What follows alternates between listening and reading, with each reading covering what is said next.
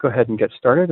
We've already got one question out there, so go ahead and answer that. Let's see, I'm going to try and not do all the talking myself because I'm very boring. But Cord is apparently professional voice talent, and I know he has real opinions about the armor system. So, Cord, would you like to field Robert Baker's question? Yeah, let me take a quick look here. I was just trying to actually see. So a reverse coat of plates is what we're actually asking about here? Okay. Yeah. All right, so actually, Robert, if you could do me a favor and go ahead and unmute yourself and explain a little bit more about what specifically you're talking about. Because from what it sounds like right now, basically you're looking at, are you looking at actually having like full coverage plate? Or are you looking for just more, I guess, slats on a leather backing? What are you looking at? Actually, it would be like a wispy coat of plate, but the metal plates would be outside shown versus underneath the leather covering. And I was wondering if that was going to affect the rating of it. Would it rate as lamellar or as brigandine or as splint? All right, let's see here. So I guess the question I had then is, are we talking about the plates themselves actually being overlapping themselves, or are we talking they're basically going to be kind of butted together? Actually, they would be overlapping themselves quite a bit. I would probably say in excess of 80%. Yeah, so based on the definition that we actually have written in the rule book, it says at least 75% of the plates must overlap at least 10% of their surface area. So if you've got that sufficient overlap on the metal plates there, I would rate it as brig. Okay, that was the general question. It's I wanted the metal to show so it didn't, so people weren't confused that it was brig. That, and I think it would look pretty sharp if I got it polished up. Gotcha. Okay. Okay, so it looks like Randall just asked a question about the armor. Is there a chance a butted plate could be moved to base 4 with brig being a potential 1 bonus or some similar adjustment? Randall, why don't you unmute yourself and explain a little bit what you're talking about? Sure. What I'm talking about is that when people hear about the armor system at first, there is some resistance to the idea, especially given the amount of what used to be qualified as brigandine out there, since in V8, brig is now considered to be the overlapping plate, whereas before there was butted plate or plates that were near to each other that counted as brig. So I was wondering if that could be addressed by a small change in terms of moving butted plate to 4 base, which means they get that +1 bonus. It makes it a pretty useful armor for warriors and anybody 4 higher. And that makes it one of the break points that all rigid metal armors begin at 4 as a minimum, with the 3 armors being the loose metal ones, or any leather, of course, that gets a +1. Okay. I'll field that. Let's see. Well, essentially, we could do that. We could move the butted plates from 3 to 4, right? Which would put it on par with lamellar and brigandine, what we currently consider brigandine. However, the main distinction between going from 3 to 4 and above is that there are no gaps, essentially. So all connecting points are held into rigid contact. Now, I mean, that sounds kind of like a spurious or random thing, considering that we're not actually trying to shank each other to death in most situations. But what it means is that the armor itself is actually heavier, right? Because you don't just have empty space between plates, you actually have points of overlap. So it's actually a pretty dramatic shift in terms of weight between butted plates and its nearest 4-point relative, which is brig. So putting butted plates or scale or chainmail, all of which has a lot of negative space in it, up to the overlapping rigid armor, we have a situation where butted plates is like the obvious go-to armor, and you wouldn't see brig or lamellar simply because butted plates is so superior in terms of weight and flexibility and ease of construction. So I understand what you're saying, but we really did give it a lot of thought, and I think butted plates really does belong at 3 where it's currently at. I hope I answered that for you in a way that makes you happy that I disagree with you. Okay, what's the next question? What do we got? Does pyrotechnics destroy projectiles? All right. Honestly, we don't know. I think it's probably a typo. We haven't really talked about it. Cord, do you think pyrotechnics should destroy projectiles? Yeah, that's a good question. I'm a little torn on that because the primary intention of pyrotechnics was just to basically make the person equipmentless. And the problem is we've got projectiles on, well, you know, on a significant number of classes at this point. And let's see. Well, it would destroy javelins. They could be destroyed. So it wouldn't get throwing weapons, because if it destroys, if it doesn't destroy arrows, no one gives a damn because it's going to destroy the bow, right? Mm-hmm. So it's really throwing weapons. Which we've got at, let's see. That's assassin, monk, scout, maybe? I don't know, I can never remember. We've done so many different revisions that there are certain things that were in it at one point that aren't in it anymore. I have trouble remembering all the time, so let me check. Yeah, okay. Scout. My inclination is to say that it should actually destroy throwing weapons because of the fact that I don't know. I feel like it would be a little on the cheesy side for somebody basically to be wielding throwing weapons as a way to avoid the pyrotechnics issue. Well, but that leaves us with a situation where we've got this one particular thing capable of destroying otherwise indestructible objects.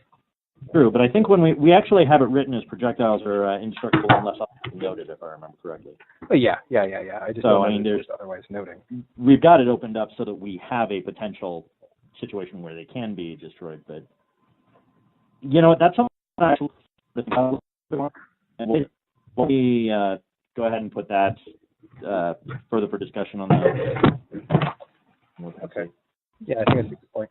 We'll go ahead and mark that on the on the document then, and we'll toss that around and see. For now, if you need a ruling on how to play it as though it does, and let us know how that works in terms of confusion. I think we'll probably err on that side simply because it's the easiest thing to do. Like, it's most consistent with the spell. I'll post that to the Facebook question. Okay. Boot, if you could go ahead and unmute yourself. I'd like to get a little bit more clarification about what specifically you're asking about archetypes being viable at the caster's highest level. You mean they're basically viable at any level, if that's the highest level that the caster has, or I'm not quite sure I'm understanding. All right. Hi. Sorry for the confusion. Essentially, well, what I'm asking is that around our barony, they like the idea of playtesting, like I said, archetypes being available at their highest level. This means that, say, a druid at 3rd level would be able to use his 3rd level points to buy ranger, you know, that sort of thing. They wouldn't have access to their higher level abilities, but they would still be able to play that archetype with, you know, enchantments, costing double, etc., but also being able to use the bow. Randall may actually have an easier way to explain it. Okay. Can casters have archetype as something that they can purchase at level 1, and the archetypes give them their abilities at their highest? Essentially, they can get it right away at level 1. So initially, it looks like the question was, is this something that has actually been discussed and thought about? The answer to that, I would say, is no. One of the main points behind the archetypes that we'd actually considered was basically that it's something to allow people to continue playing the class and not get bogged down into the class. Basically, once they actually get to 6th, there's nowhere else that they can go. The archetypes allow them, once they've actually gotten up to that level, to be able to delve off into other areas and build different builds that are actually can continue keeping the class fun and interesting for them. While I understand the desire to actually do so, another thing that the archetypes do is they also increase the increase the power within certain areas. And so if we were going to do that, we'd really have to go back and kind of attempt to rebalance the classes based on those potential archetypes being available. And I think that, unfortunately, would be, I don't know, that seems like a pretty significant adjustment to what we'd actually have to do if we really went back and took a look at where they fall on every single level. Does that make sense? To expand on what Cord said, obviously, you know, you're not going to be any more powerful at level 1 with the archetype, then you'd be at level 6 with the archetype. I mean, it's not like it can make you more powerful at a lower level. So it's not broken from that perspective. We're not worried about a level 1 person having Necromancer and it breaking the game. That's not possible. But Necromancer would be totally useless at level 1, and therefore, if we were going to do something where you could buy it from level 1 or you buy it in some alternate way, we'd want it to be useful and viable at every level. And that's not, they're just totally not set up to do that at this point. Something that also it would do is right now archetypes take up between 2 and 3 6-level spell slots, right? And what we try and do is we try and have around 5 or 6 abilities, not counting equipment, at each level for the casters. So if we're going to do that, we'd probably feel obligated to generate more 6-level abilities to replace them. And that would probably inherently increase the power of the casting classes, which is something that we're really not keen on doing at the moment.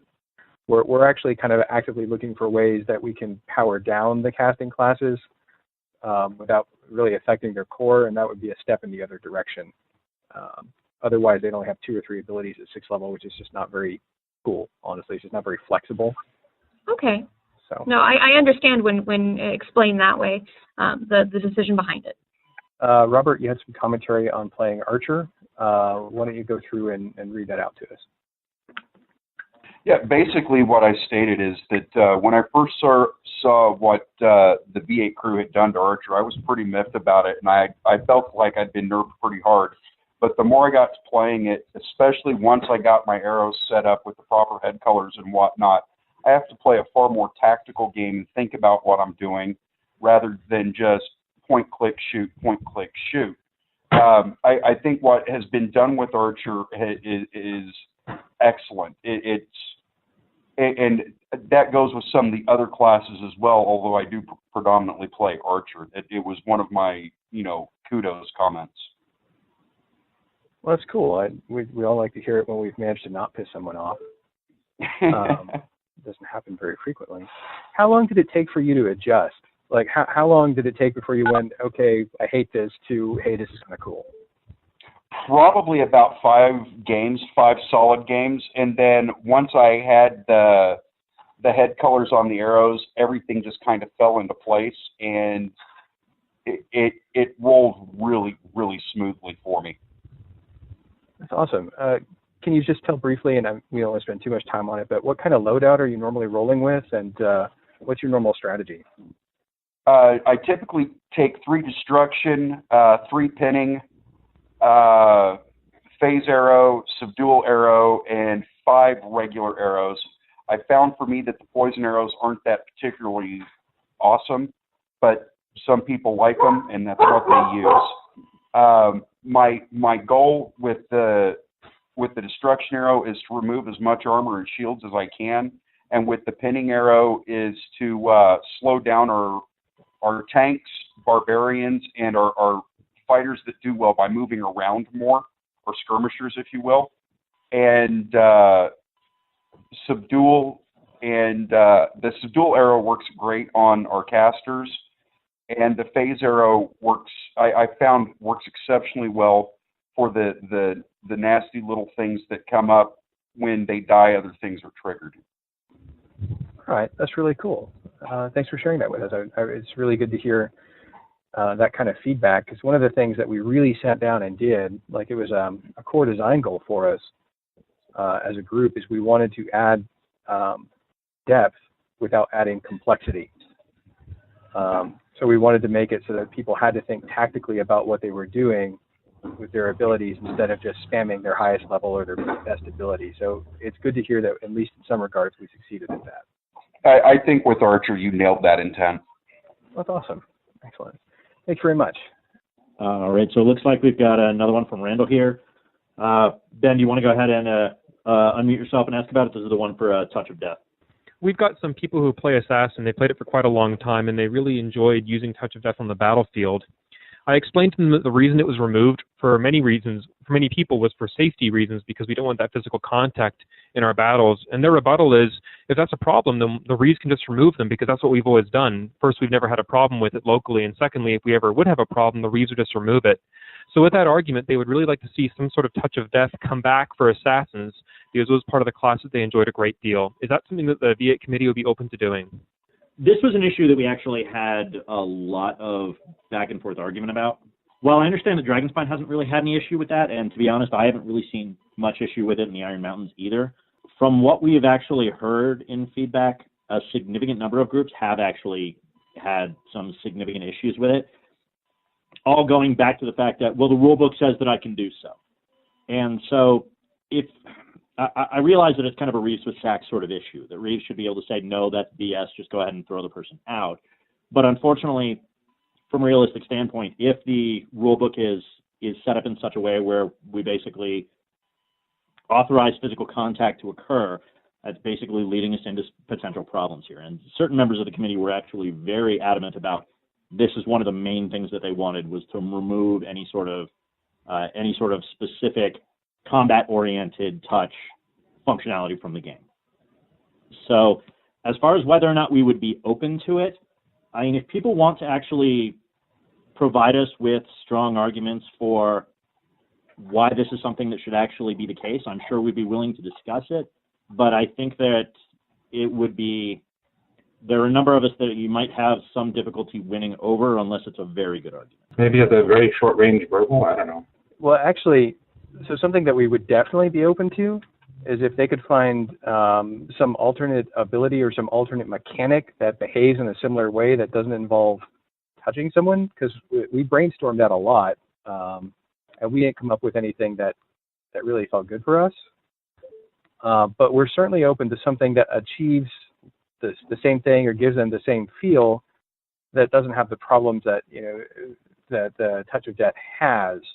And I will say that you really haven't had a problem with it in Dragonspine, and that's great, but it's a problem that really comes up in groups that don't have an established community or an established responsible older player cadre, because especially in newer parks or even sometimes in newer kingdoms, they really haven't driven off their idiots yet, and it's the idiots that cause problems with things like that. I mean, responsible players never cause a problem with it, right? But, if we had responsible players, we could also do things like allow grappling.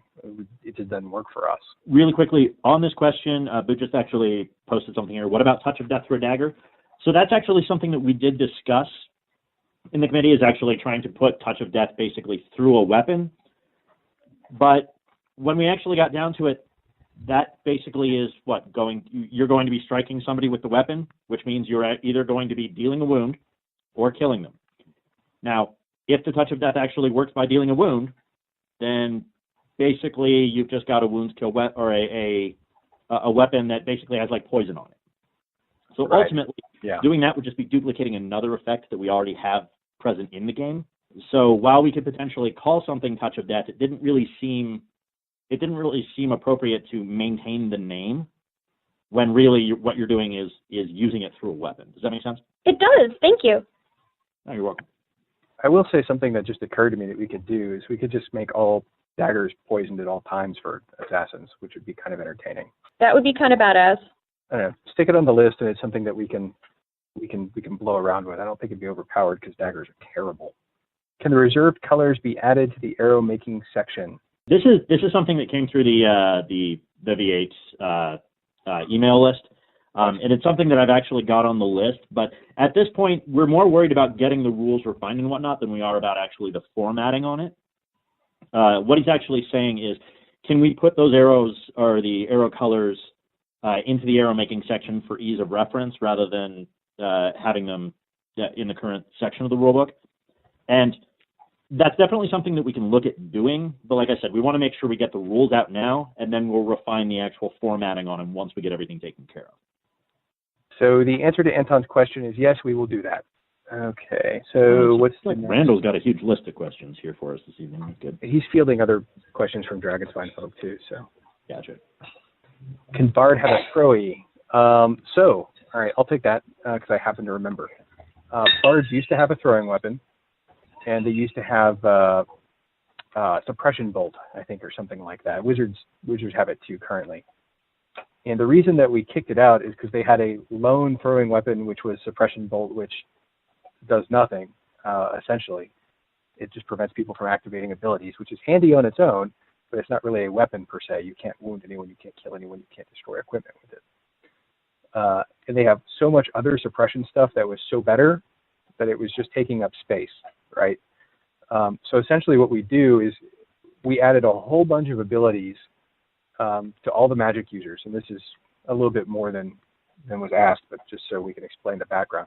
So when we did a first pass on a magic user, every magic user had something like 60 abilities. It was an enormous number. And we trimmed a lot of them down and got rid of a lot of the fat, because what we wanted to do is get down to 5 or 6 per level, not counting equipment. And what happened is by the time that we got through it, essentially Bard ended up with so many things that felt iconically Bardy, and that felt really, really useful to a Bard and key to their flexibility, but there wasn't really any room left for a random throwing weapon, which they may not be taking in a lot of situations because they're sort of geared towards buying weapons and armor. So if we wanted to add something at this point, if we wanted to add, I don't really know what we'd add. I guess we could add Force Bolt or something like that. We have to find something to take out of an appropriate power level to do that. So we're not necessarily opposed to it. It's just, I think we did a pretty good job with Bard. I'm open to suggestions of what we should cut to add it, but we're trying at this point to not just add things, right? Because we feel we've got them to about the right number of abilities per level. So Randall, do you have any feedback or commentary on that? Do you have any thoughts on that? I'm personally fine either way. I'm just passing on other people's questions. One of the suggestions was that bards could perhaps pay points, like for equipment, and buy either javelins, throwing daggers, bows, something of that nature. I definitely know the bows because they could buy shields. I would be fine with adding javelins to their equipment list. I mean, I don't particularly care about that. Cord, do you have any opinions on it? Are you saying add it to the base equipment list, or are you saying add it as a weapon or a weapon? It would definitely be purchasable. It would cost points. Yeah, that's something we can look at. Let's go ahead and put that down as something we'll take a look at balancing here. Okay. Yeah, we'll put that down. Okay, let's see here. Cord, it's your turn. Pick one. All right, let me get back to that here. Okay, so it looks like we have one from Fitz. One of the big critique suggestions is to allow armor to have a max bonus of +2. All right, so when we were actually designing the armor system, the bonus limitations was one of the major items that we really went round and round on. And what we finally came down to on that is one of the main goals of the armor system at this point is to make it where at a glance you can tell within 1 point what the maximum potential value of a piece of armor actually is. Okay, so you look at a piece of plate, you say, okay, that can be 5 or 6 points maximum. Okay, you look at a piece of leather, that can be 2 or like 3/16 leather, 2 or 3, so on and so forth. And the problem is with the number of points that we actually have to work with in the system, if we add the ability to do a 2-point bonus on that, that basically throws that completely out the window. And while I know people have been saying that it's a pipe dream for us to be able to actually do that because of a variety of factors, classes may not have the ability to use the level of armor that they're actually using, that sort of thing. It still is good from an on-the-field standpoint to be able to look back and know that there's no possible way the armor that individual is wearing is higher than a certain number of points. Okay, that can still be very beneficial for people on the field to know what they're actually doing. So that's one of the main reasons why we decided to place the limit at +1. And from a playability standpoint, the feedback we've gotten on that doesn't appear to indicate that going to an additional bonus is let me actually back out of that thought here because I don't think it's actually coming out the way I want it. Well, first off, does anybody have any commentary with regard to the +1 bonus and the visibility of armor? Do you think that is actually something that is a problem, or that the armor system doesn't really do appropriately? Yeah, this is Goran. With the games we're playing, I've reeved a couple hundred battle games for V8 so far, and I can tell you that the difference in arguments between previous and now is tremendous. There's a lot less confusion. There's a lot less thinking people killed somebody and then moving on and getting hit in the back and getting pissed off about it. That I haven't seen that at all in the current armor system. And so I think that it does that job pretty well, actually. Excellent. Thank you for that feedback. That's great. Because that's one of the really big things that we were trying to actually do is armor was, or is in V7, one of the most contentious parts, because you never really know without actually going up and inspecting a piece of armor yourself what number of points that piece of armor actually has. Whereas now, at a glance, you should hopefully be able to tell exactly whether or not you've hit that guy enough. So I'm glad to hear that from what it sounds like, that's actually been a positive step, and that actually seems to be working. Can I make a comment on that? Absolutely. Okay. I disagree personally. This is this. I don't know how to organize my thoughts after that. But the biggest thing for us is that, we have so many different peoples with different point values of armor that are now degraded, and I understand that the armor system works differently, but being able to drop just one extra point, like heavy gauged hardened leather armor, you can't get your max bonus points playing a pally out of it. Now you have to go to metal, and there are many people that just don't want to go that route.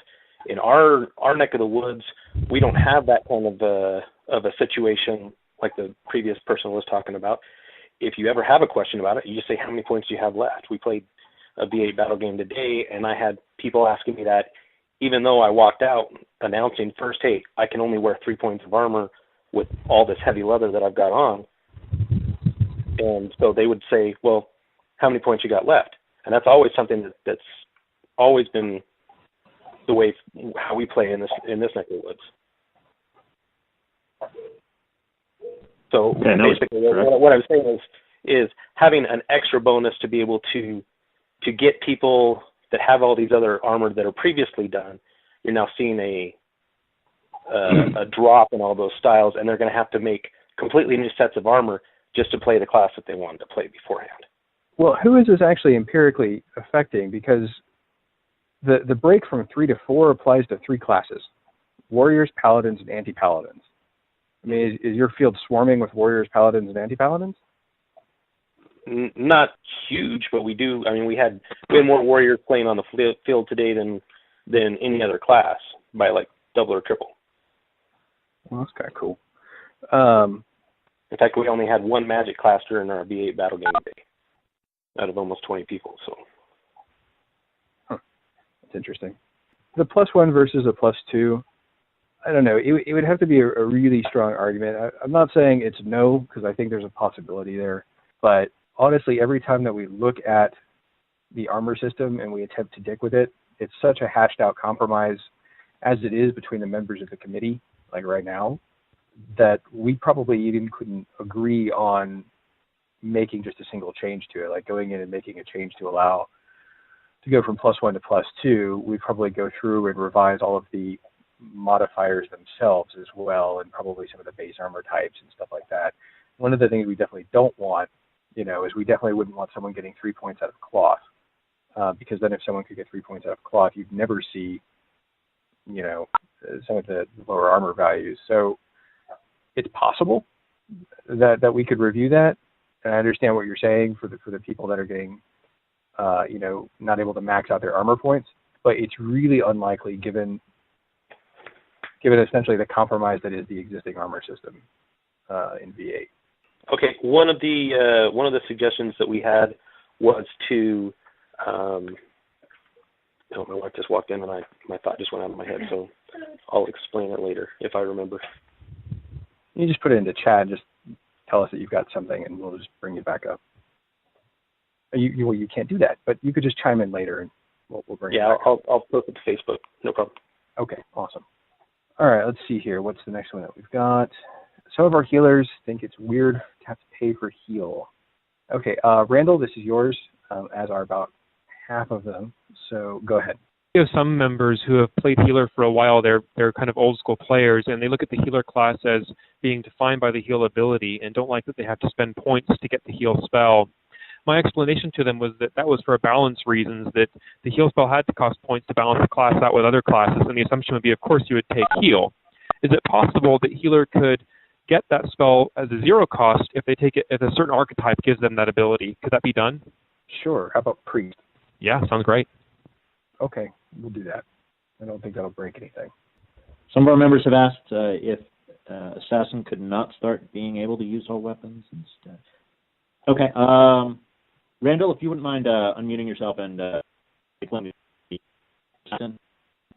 the weapon usability question just a little bit better. I don't have a very good explanation for that request. It came to me from one of our members who was talking about it from a role-play perspective, in terms of they don't think that assassins should know everything at level 1, but should instead acquire those abilities over the course of their next few levels, in terms of getting more weapons that they can use. They don't get their whole list at level 1, but might get a bow at level 3 or something like that. I guess we could do that. Cord, what are you saying? I don't know why we do that. But. So, from the melee perspective, one of the things that we were trying to do for simplification purposes is make it so, well, that's one of the things we talked about. I actually, now that I think about it, I don't think we actually left it that way, did we? Where all weapons, etc., would basically be available at first level, so we didn't have to worry about saying, is he the appropriate level to be able to use that weapon? There's a couple classes that get them. Barbarian, rocks, and javelins happen. Yeah, I remembered we adjusted that after that. Then, of course, all the magic classes essentially get it at higher levels. Of course, they have to purchase it, which is why that was done. Yeah, so, I mean, at this point, my concern regarding actually spreading things throughout the levels is I haven't really heard the feedback that Assassin is overpowered and requires additional balancing, and I think we'd probably see more complaints about Assassin not being able to use weapons at lower levels than we see complaints about Assassins being able to use weapons at too early a level. So, from a balance perspective, I don't necessarily, I understand from a specific role-playing perspective the desire to potentially have that, but you can actually have your assassin do that if you want to. Yes, your assassins in general may have that weapon available. If you don't want to use it at a lower level and then come across it at a later level, have at it. More power to you. But I don't see reasons to limit assassins from having the weapons at the early level at this point. I think that it'd actually be a downgrade in power to the lower level of the class. I think as a role play thing, you should solve it as a role play thing essentially. Also, there would be just massive amounts of screaming and complaining if we did that. It'd be funny though. My suggestion was they just don't use the weapons at low level and ask for looks apart because they're role playing. Absolutely. I might buy that. That might be a reasonable argument. Let's find the next question here. Cesare, or is it Caesar? I can't. How do you pronounce that? Cesare. Really? Yeah. Okay. Cesare, you had a commentary about the spellcasters and the archetypes, blah, blah. If you'd like to go through that. Just all the spellcasters in our park have really enjoyed the archetypes and the kind of, it seems like a video game skill tree. And I've had people ask, actually, if any thought was ever given to doing something similar for some of the melee classes. Okay. I said it would seem like it would be a nightmare to balance. Well, I think you've essentially hit on it. So we did give some thought to it. We've actually kind of kicked it around extensively. And we actually considered two things. We considered, first of all, making the magic classes be entirely like the other classes, so that they just got a set of abilities and that was the end of it. And then we considered going in the other direction and making all the melee classes, or all the non-magic classes, have to pick from essentially spending points as well, kind of like the magic classes do in order to build their own class. And ultimately, the reason that we didn't do it is because it would be incredibly complex to balance. It would be a really big flavor change. So we ruled out going from to all or nothing on either of those concepts, so that we ruled out having all the classes have points, and we ruled out having none of the classes have points, simply because it would be we felt too much of a fundamental change in how Amtgard works. The reason that we didn't have just branching archetypes in the melee classes, regardless of whether or not we have points, was because we're actually trying to keep them relatively simple, in the sense that we find a lot of people do not like the complexity of the magic classes in 7.0 or in 8. And they really just want something that doesn't require them to make choices. I know that sounds kind of weird, and personally, as a min-maxing nerd myself, I find that just entirely foreign. But it's very, very true.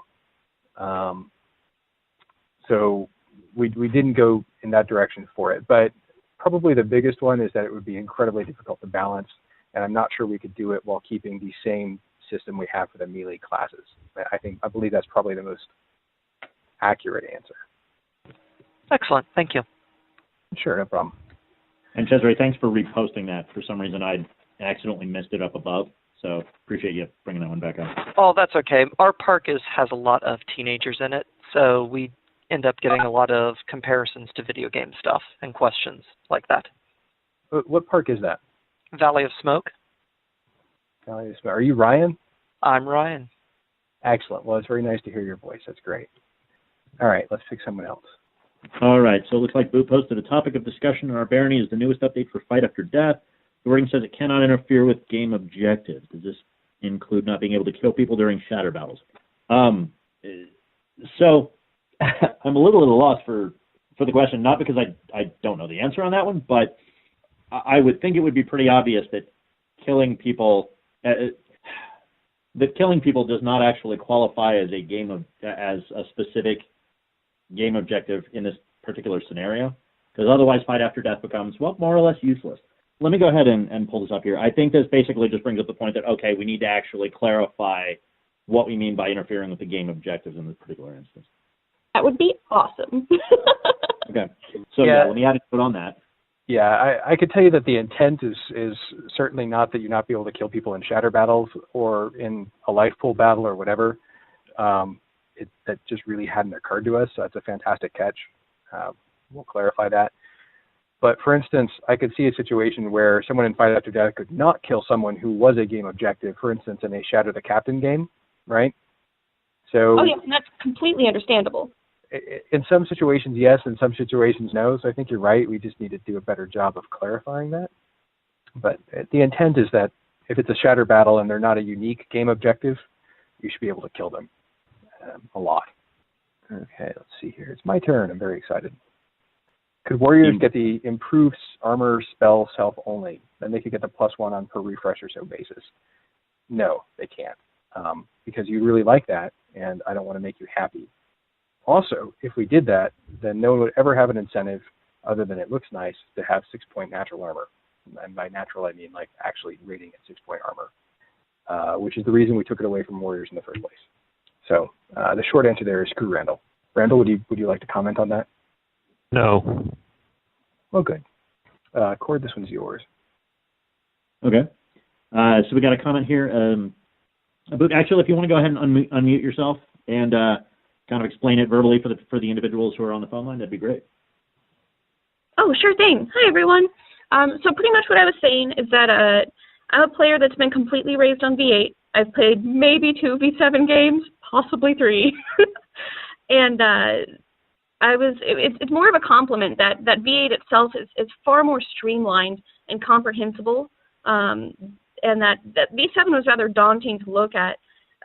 There was a time period right after the first few V7 games where myself and my significant other and my mother and my sister, who now all play at our park, were kind of scared to come back because we didn't understand and everything and had to stop every 5 minutes. But with the easy way that V8 is laid out, where you can generally tell armor values at a glance,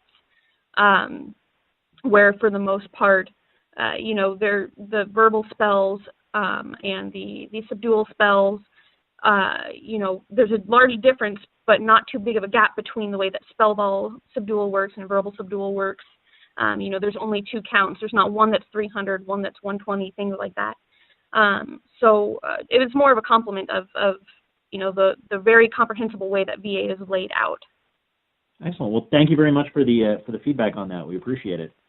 And that actually was one of the main aspects that we were really trying to get at, is making it so for people who are not familiar with our game and who are really kind of coming in from the outside with no experience, doing something that was going to make it really easy for them to actually pick up, read it, be able to basically play a V8 game on their first day coming out and actually understand exactly what was going on.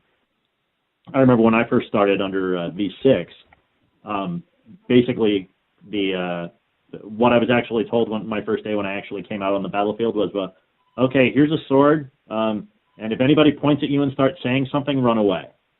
And that was really what I had for V6. And I've heard the same sort of feedback about V7. So I'm glad to hear that it doesn't seem like that feedback is necessary or is anywhere near as prevalent in the V8 rules. Yeah, it's actually added to a very large influx of new players at our park. I actually have about 3 of them here at my house right now, and more that are coming each week just because it's easy to introduce them to. And we've been able to recruit, juniors and seniors from high school because it's very easy to explain to them and their instructors. Great, well, thank you.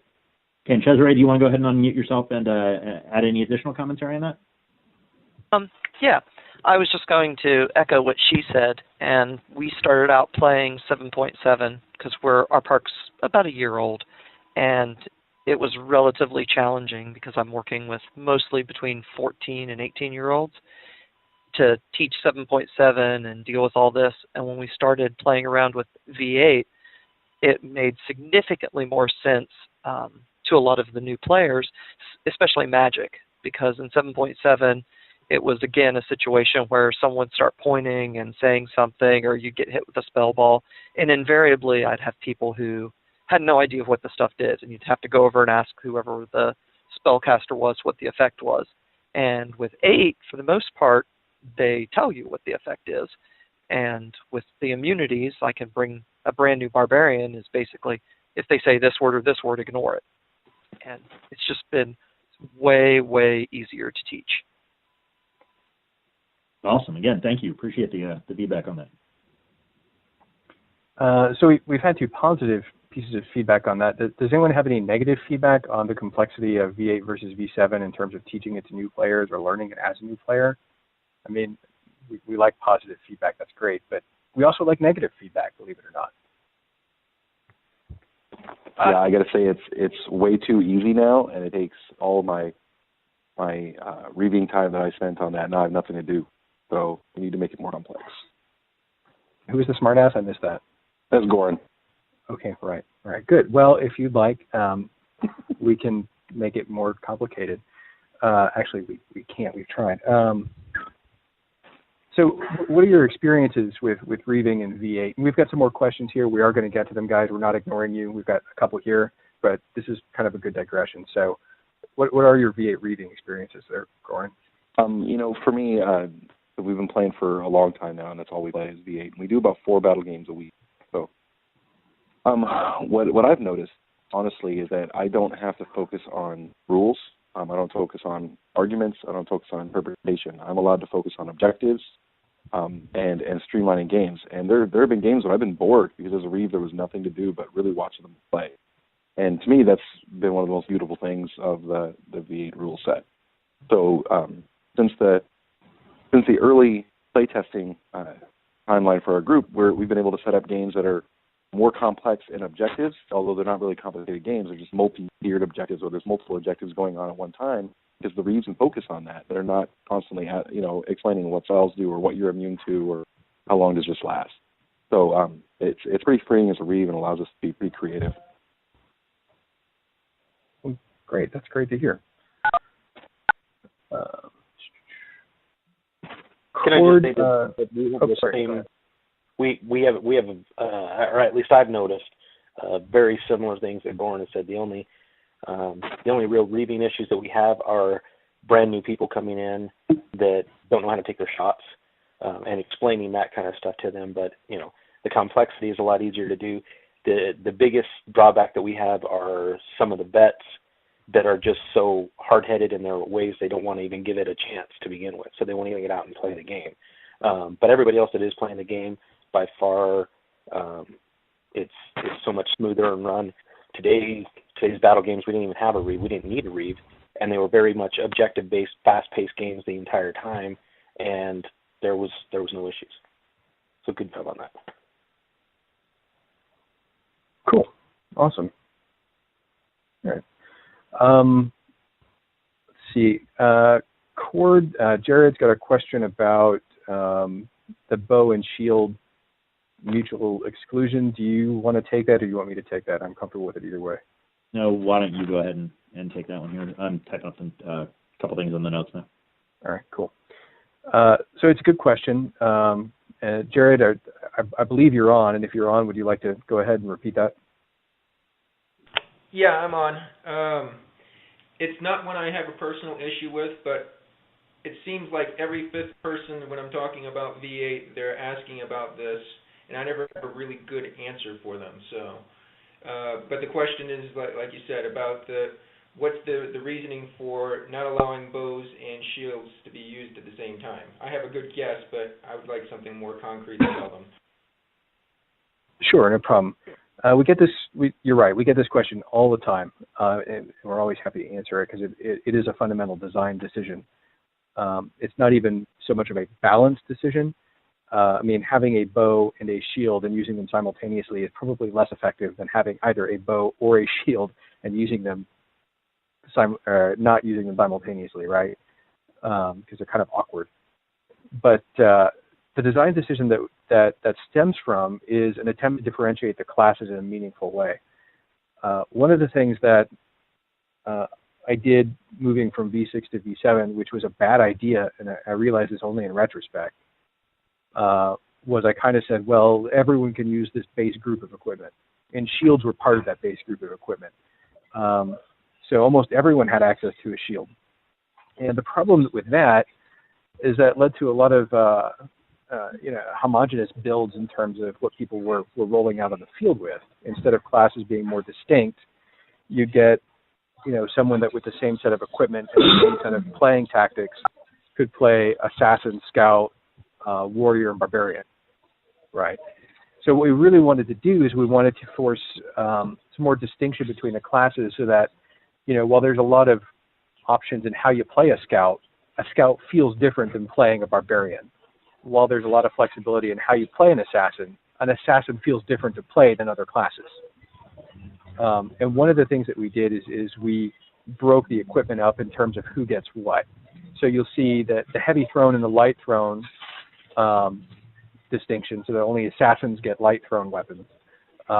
And the shields are another one that went in a big way where, a lot of classes, several classes lost shields as a base part of their equipment, or they have to choose between having a shield and a bow. And again, I stress it's not really a balance thing, giving, especially in terms of scouts, allowing a scout to have a bow and a shield simultaneously is not going to break them or make them too powerful, but it does allow them to be a little too flexible and allow them to be homogeneous with other groups. So that's the reason that we kind of restricted who gets shields under what circumstances. And that just carried over to Druid essentially so that people wouldn't say, well, Druid got special treatment. And that's really why that was for Druid. So did I answer your question? Yes, you did. And I can use that to pass on to everybody else. So. All right, cool. Awesome. All right, Cord, do you want to take the next one, or are you still typing? I was just adding one other question, but I can go ahead and do this here. Goran asked about, looks like we've got a question about Randall's proposal to streamline the offensive spell iterations. I believe all of us have pretty much agreed that that's a great idea. And I definitely think it's something that we're looking at doing the adjustments for. I want to make sure that that Randall has not posed this question separately, however, or posed any additional items that I'm not familiar with. So, Randall, if you wouldn't mind getting on here real quick and just making sure that you explain the full thought process of what you'd actually recommended. Recommendation is that all incants have the same number of times you need to repeat the spell. That way people don't need to know that one spell is twice, another spell is 3 times, another spell is 4, and so on. They just know that if they say it X number of times, for example 3, then the spell is done and they have to accept it. There was another incant recommendation that you had actually made as well, correct? Or was that with regard to a specific incant? Sorry, I'm not remembering properly here. I think that was the only one, that all incants be moved to a fixed number so that we don't need to know, so that they're all standardized, that they're all 3 times. Okay. And like I said, I think all of us have said we agree with the idea in theory. It's sitting down and actually seeing what we need to do in order to make sure that we're not either extending or shortening incants too far in order to implement that. That's really the issue. And at this point, I don't think any of us have really had the ability to kind of sit down and go through that and really do a line-by-line review. Randall actually posted a document that has a sort of line-by-line review of all the incants, and he posted on the V8 Facebook, and I've looked through it, and it looks pretty good. There are a couple of things there that I think we just need to go through internally as a group and come up with, but he's done most of the legwork for us, and I think that we all agree that ideally we should do that, and probably we will, whether it's this revision or the next. It's coming, I think. Okay, and sorry, apparently did I see that one? I'm actually going through and pulling that up right now. I did see it. Okay, there it is. Yeah, I see it, and I actually liked it on Facebook too. Okay. Apparently my memory's not really working all that well. Okay, yeah, but what B said? Peasant class in V8. Randall, if you just want to, I guess, repeat what I just said. Peasant class in V8. The question there is, there are some people who are saying if they don't have any class gear and they want to participate in the battle game, can they play a peasant in V8? And if so, what will that peasant be? So I honestly don't remember if we omitted the peasant class on accident or on purpose.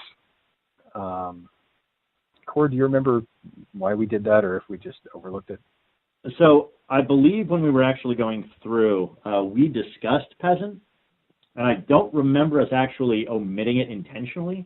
However, there's mention of the peasant actually in the rules. So there's mention of a peasant class at this point in V8. It just actually isn't outlined what that peasant class actually is. So I believe that would lend credence to the idea that we intended peasant. It just somehow didn't make it in there. Okay. Well, Randall, there will be a peasant class in V8, and it will look almost identical to the peasant class in V7. You'll get one short weapon, and you won't have to wear a sash. We've had some people suggest pitchfork. We're still kicking that one around. Yeah, I'm fine with pitchfork and torch. If you're going to pick up a torch, I would recommend Klolibus or Belkev. They're probably the lightest. Well, the swings quite nicely too. So. That's true. He's got a good balance. Yeah. Okay, let's see. All right, what's the next one? Some of our barbarians miss innate armor. That's also from Randall. Let's see if we can pick something up from not Randall and then circle back to that. From Anton on call-in. Yeah, can you hear me? Yes. All right. I'm assuming this is anti-paladin one, because I actually said boot a couple for you. But is this the one about the paladin and anti-paladin? Yes. Okay. I was wondering if we could possibly move, this might be formatting again, but move paladin and anti-paladin out of base classes because base players can't play them. And we have a lot of new people who want to play those classes, and we have to tell them no, and then get into the whole thing about being a knight. We just pull them out and just put them in a separate section so they know that they're special. I don't have any particular objection to moving them to the end or to the beginning. Probably the end would be better, as like reserved or required classes or something like that. I think that's a formatting issue, so probably wouldn't happen anytime soon. But I'm fine with making a note of that and then doing that when we get to the formatting portion. Cord, what do you think? Yeah, I'm fine with that. I don't see an issue there. Yeah, a lot of this stuff that seems like it would be no-brainers in terms of formatting, we just haven't done formatting yet. So that, like the language that we have, we've been focusing on having good language, not necessarily grammatically correct, but things that really focus on laying out how things work and having good mechanics and interaction between the rules. And we know that there's definitely a lot of work to be done in terms of formatting, layout, and all of that stuff. I mean, what you have now is just the transcript of the rules. It's not actually the rule book. All right, Cord, do you want to field the question from Randall about the barbarians? Some of our barbarians miss innate armor, is it? Yeah. Okay. Randall, if you want to go ahead and ask the question for us then, please. Yeah, the question is regarding Barbarian, that a lot of newbies were drawn to the class in the earlier versions of the rules because it had that innate armor and they can go out and they can be badass with their couple of points of armor. And now it doesn't have that anymore. They got to get armor of their own. Some of our Barbarians miss having the opportunity to have natural armor without having to get an enchantment. Of course, there are enchantments available, but they miss being able to do it as part of the Barbarian class. Is that something the V8 committee would be open to adding to the class, perhaps as a per refresh ability?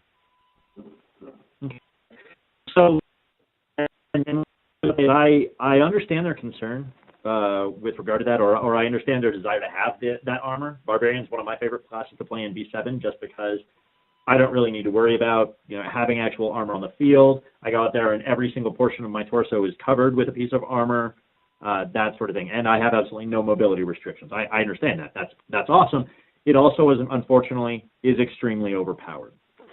And that's I would actually point to that as probably the primary reason right now in V7 why Barbarian tends to be an overpowered class. And when we were actually looking through here, we looked at some ways, again, let me back up a bit. I think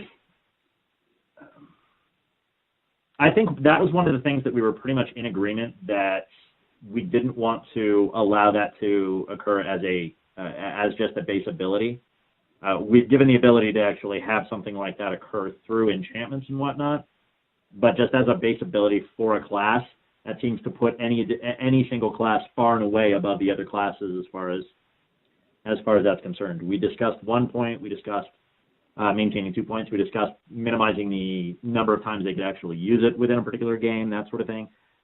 And ultimately, it just seemed like it added far too much power at the base level to Barbarians for us to be able to really allow that in.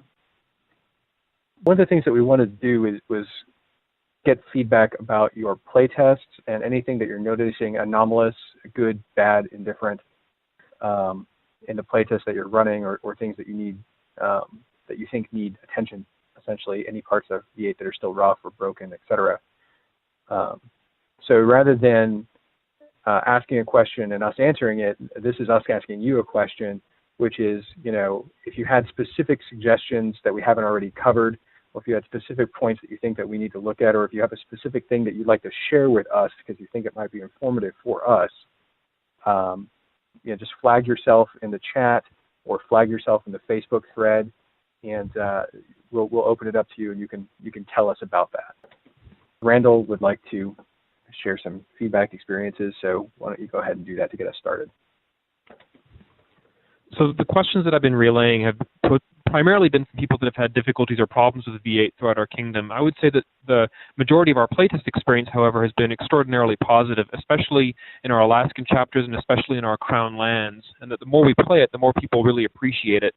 When they go and see other parks doing V7, there's an instant experience of, wow, that's actually by contrast kind of boring, or that isn't working very well. So I think that V8 has been very successful in making the game a better, more fluid, more dynamic game, and it's been a whole lot of fun. And from my point of view, I've enjoyed it greatly as well. I would say that the only occasion where I've noticed that there are things in V7 that I missed would be V7 games, for example, where there were specific ways that you could diminish opponents' resources.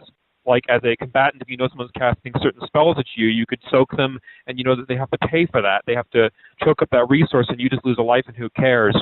So it might be interesting if some of those games were added to the V8 rulebook to give people a way forward to make that kind of game happen at their park. So it's already defined in the rules as one of the suggested gameplays you could have.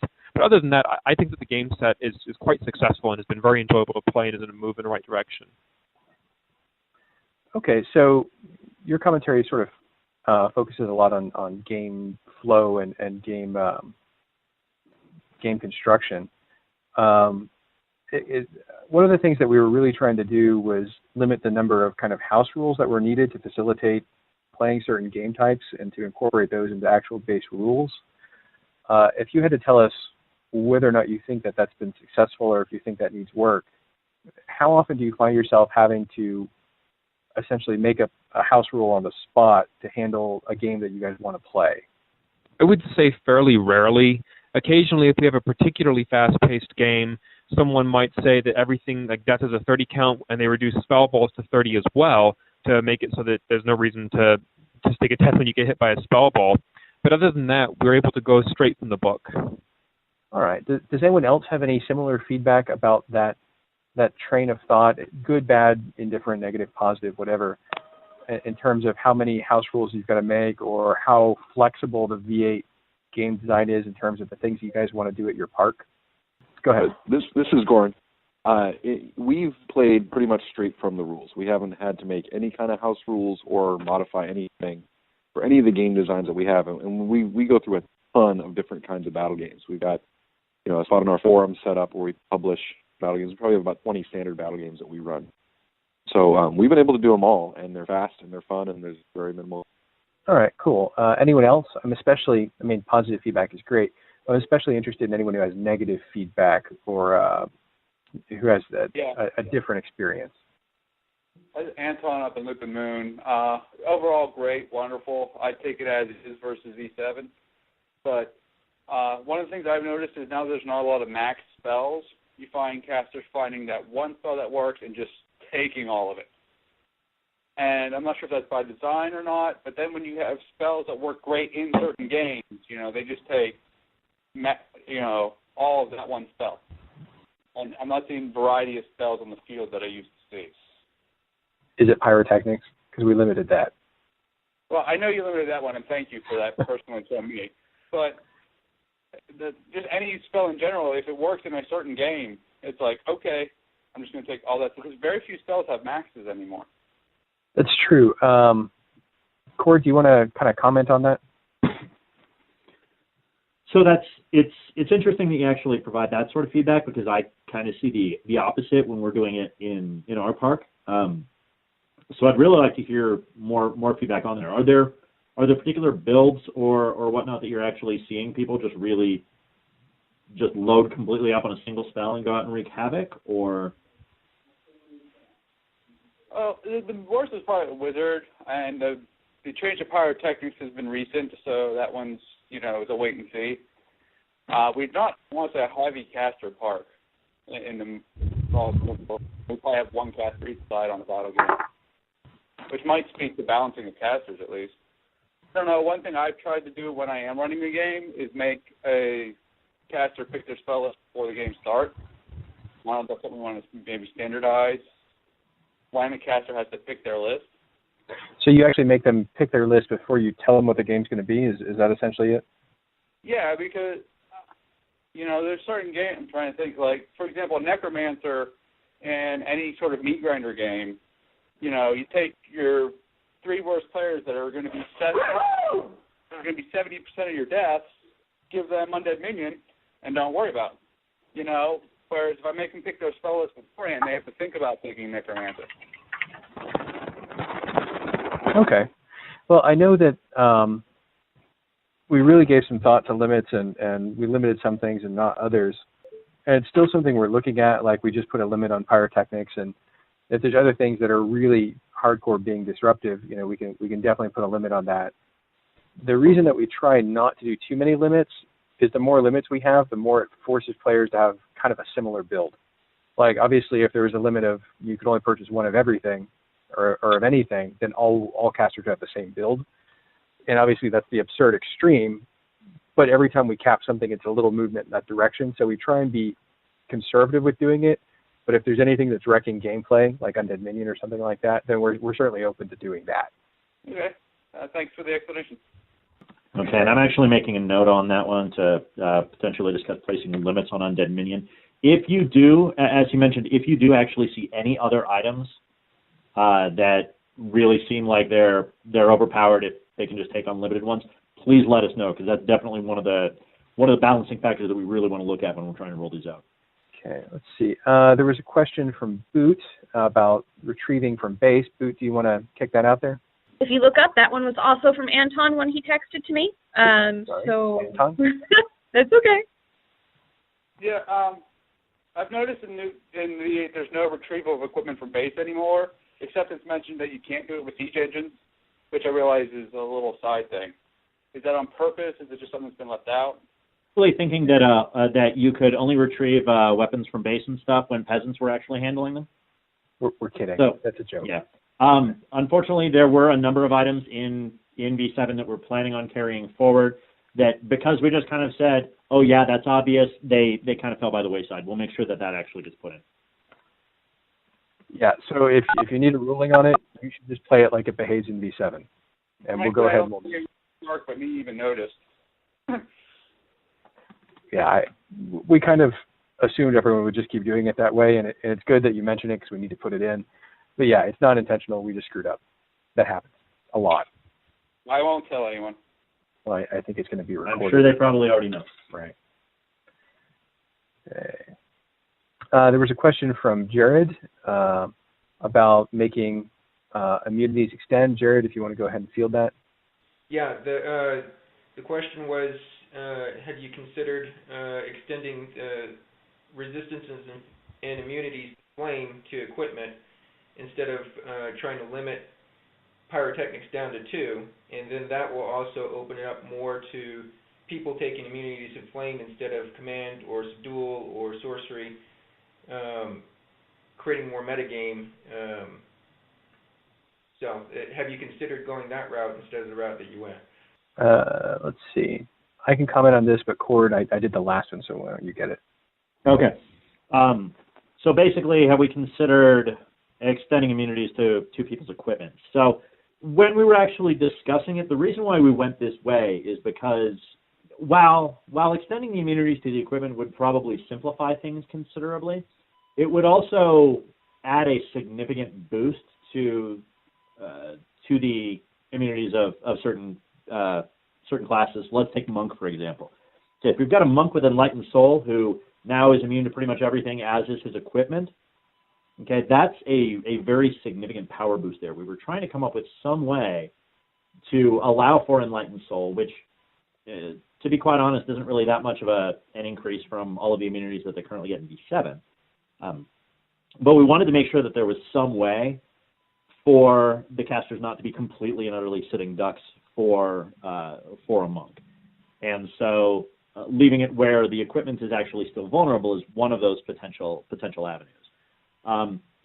If we were to actually go that route, the problem is that would require a very significant amount of rebalancing across the board whenever we take any sort of immunity into consideration, or I guess specifically with like flame immunities and that sort of thing.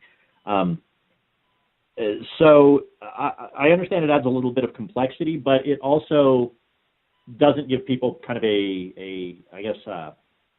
kind of a free or a get out of jail. Well, no, bad analogy. It doesn't really allow people to just go out there and play with impunity. They still have to actually be aware of certain aspects of magic, etc. To that, as far as I remember, there isn't a lot of spells that affect equipment to begin with that destroys it. I mean, there are some, and they're not all flame.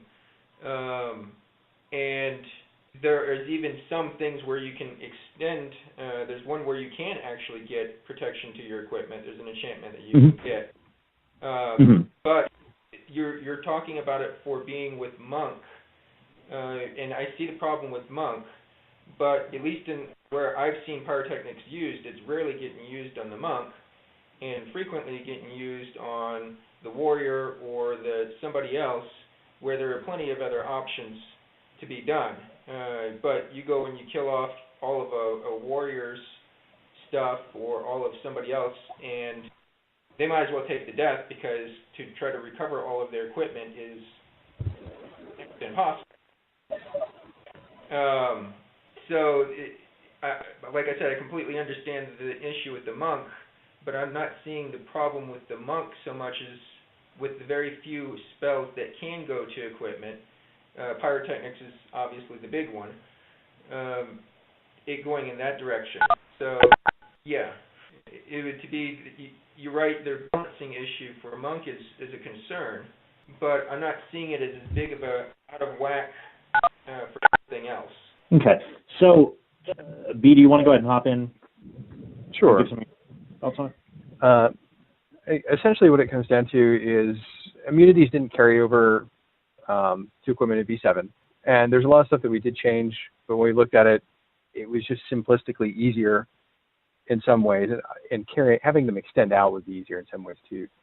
But it was easier from a balancing perspective to not have immunities extend out to equipment because it would cause problems in certain ways with things like Fireball would then be stopped by armor if they had, Pro Flame on. And it's more about that kind of thing in terms of like lightning bolts and shields being stopped than it is really weapons. So it's kind of a big nerf to spell balls. It may be that pyrotechnics needs to be axed entirely or needs to be changed or whatever, but I don't think extending immunities out is really a good idea simply because it does change a lot of the mechanics in other parts of the rules, which is probably kind of throwing the baby out with the bathwater in terms of. Well, I agree with you with the spell balls. Of course, the compromise that comes to mind would be if it was only applied to verbals. That does add more complexity. The way that it is now, I guess I'm putting the options out there right now since it's up for discussion. I'm not terribly opposed to the way that it was fixed as is right now, but I'm just looking at the other options, I guess. Yeah, and it's good to look at them, and I think it's worthwhile to look at them. But honestly, it feels like the easier thing to do is to fix pyrotechnics, right? I mean, then we just have to do one thing in one place. Sounds good. All right. Okay. Well, it's 9 my time, so that's about all that we really had allotted for it. I want to give just a couple of minutes if anyone has any closing remarks or anything that they feel that they really would like to get out that they haven't had an opportunity to. We can make a couple of minutes for that, but otherwise I'm going to let everyone go. So if you have anything that you want to say or anything that you want to share, now's your opportunity. You can just speak up. If someone else is speaking, be considerate of all that, but you don't need to post anywhere. Just go ahead and let us hear it. Well, I wanted to personally say that I really like the redo you guys did on Bard. Thank you. Was there anything specific about it that you really liked, or? Actually, yeah. In the previous Bard, I think charm was a lot of times abused as far as how it was used. I thought it was a really powerful, and I think a lot of the Bard's crowd control kept people from actually playing the game, just standing around large periods of time. And the new Bard, I think the singing adds a fun little bit to the games if people are actually singing. And you have the same crowd control with the terror and awe and agoraphobia and all those other things, but it's not obnoxious, and it doesn't have people out of the game locked in place for 150, a 300 count, just something ridiculous. All right, cool. Well, I think we're all very glad you enjoyed that. It was a lot of fun to write, actually, the Bard class. Does anyone else have anything that they want to add, contribute, any other comments before we close it up?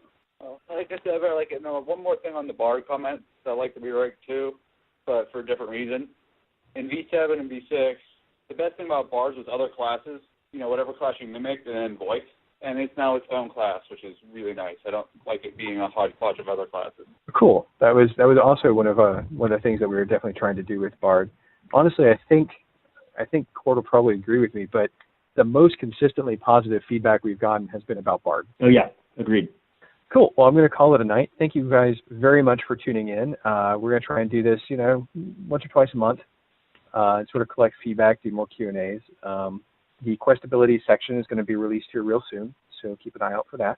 And thank you very much.